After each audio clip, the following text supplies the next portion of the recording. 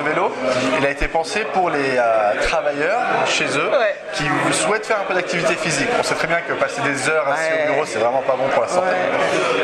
Et d'ailleurs, on voit qu'il y a une tendance aujourd'hui d'avoir des bureaux debout pour travailler debout, ou même d'avoir des accessoires qu'on met sur son bureau pour pédaler, par exemple. Et bien là, l'idée, c'est de concentrer tout ça. Et on a un appareil sur lequel on s'installe, un bureau, on s'installe, on pédale.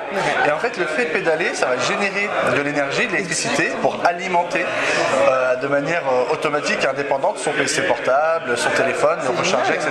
Tous les ports USB intégrés dessus, la tablette peut être disposée de manière différente pour poser son téléphone, une tablette debout, son verre, son verre, exactement. Donc ça sort en juin. Normalement, oui, en juin. 999 pour le grand public. Et ce seront des séries limitées, c'est sur commande, ce genre de choses? Non, c'est pas sur commande. Alors, les quantités seront limitées évidemment au début, mais c'est un produit qu'on destine aussi beaucoup pour les entreprises. La vitre, donc effectivement, on va retrouver de la vidéo et une caméra. Ça, c'est les points de base, puisque c'est pour un échange. Maintenant, on ne va pas faire de visioconférence. Enfin, on ne va pas avoir les mêmes codes. C'est-à-dire que l'objectif de la vitre, c'est d'amener les bonnes personnes au bon endroit et d'avoir quasiment le même échange qu'on peut avoir avec une personne qui est physiquement face à nous, bien qu'elle soit à distance. Donc, quand on dit ça, c'est plein de choses. C'est le fait de se voir de plein pied, en entier, de pouvoir échanger, parler ensemble, se couper la parole, et puis au-delà de ça, de continuer d'utiliser ces outils du quotidien. C'est-à-dire que on va pouvoir partager des photos, regarder une vidéo ensemble, partager son téléphone, son ordinateur, son casque de réalité augmentée, un objet 3D qu'on va pouvoir manipuler ensemble. Enfin, en fait, d'avoir une utilisation comme si on était physiquement du même côté. SteelSeries, à l'origine, l'histoire date du lancement des portables gamers il y a 10 ans chez MSI, un peu plus de 10 ans.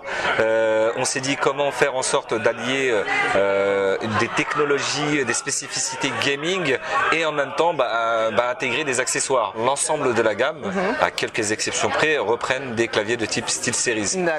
Mais ce n'est pas tout. On a des partenariats, par exemple, sur la partie son. Avec un grand nom du son premium haut de gamme qu'est Dynaudio. On va retrouver ça à partir du milieu de gamme chez MSI, donc à partir des séries, on citait les Steels, mais aussi sur les GE et les GT. Ça reste un accessoire qui est livré sur certaines machines en standard. Le gros avantage de ce produit-là, c'est que j'irai pas à dire qu'il va remplacer une tablette graphique, mais c'est un stylet qui reprend la force de pression. Je prends un exemple concret, vous avez une feuille, vous écrivez, vous dessinez sur votre feuille, et vous allez avoir exactement le même rendu sur votre écran. En direct. On a travaillé sur le temps de charge, sur la capacité de la lampe à aussi durer plus longtemps, puisque c'est une lampe autonome.